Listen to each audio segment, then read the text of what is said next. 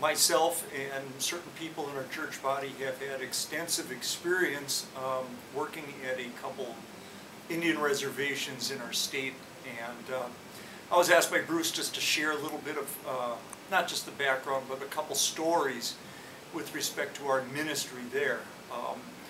The place that we have spent the most amount of time, probably 10 years now, through serving trips and relationships, has been the Lakudere Indian Reservation in northwest Wisconsin, located about 5 miles south of a town called Hayward, Wisconsin. So it's in a beautiful, beautiful wooded lake section of the state. And over the course of our time there, we've developed significant relationships through basically acts of love, acts of service, but probably the biggest part of it is continued return to that reservation. We've had groups from that reservation come down to Appleton to serve alongside of us also, because again the key thing is the relationship that has developed over time. One story, I may share with you a couple stories, but one short story I was asked to share with you.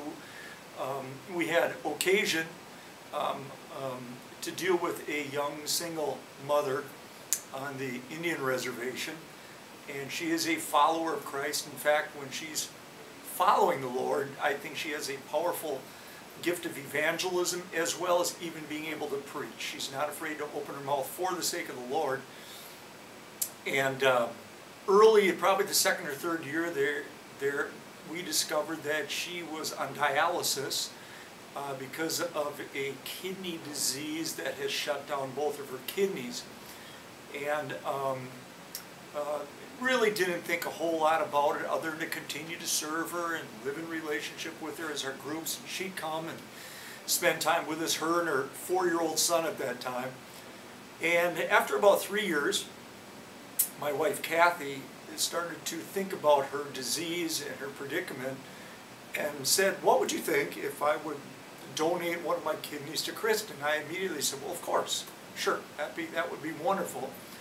So we called Kristen and said, here's what we're thinking. Kristen says, oh, what a blessing, because nobody here is willing to donate a kidney to my knowledge.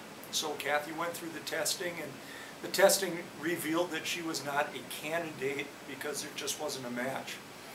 So about the time I heard that she wasn't a candidate, God started knocking on the door of my heart as if to say, it's you.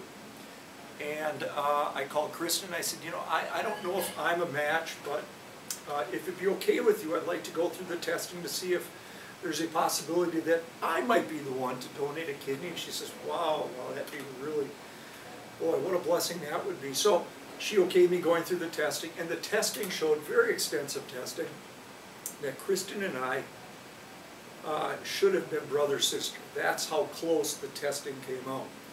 And think of that, a tall, white German guy from central Wisconsin and a young Native American single mom from northern Wisconsin being close enough to be considered brother and sister, which is a beautiful story of the gospel. But went through the testing, called her and said, you want to go for this? And we went through it. So we went to a hospital in Minneapolis where the kidney was transferred, and she got 3 years out of the kidney use before the disease came and knocked out the kidney I had donated to her. And she's back on dialysis now. But maybe the best part of the story is the credibility it gained us on that reservation, because the more I go back, I've realized in order to maybe deepen relationship with the Native American population, me being a Caucasian pastor from a Christian church, almost had to do something that would be perceived as heroic. And whether it was heroic or not, I don't really know, but at least it was perceived that way. And would I do it again knowing the result would be 3 years and the death of the kidney? Absolutely. Because of the credibility it gained for us and the platform it gave the reality of the love of Christ through the gospel of Jesus Christ. So now when we go back, we're of course welcome with open arms. In fact, another story is about 2 years ago on one of our serving trips, I had the tribal council call me in. I thought, this is it, we're done.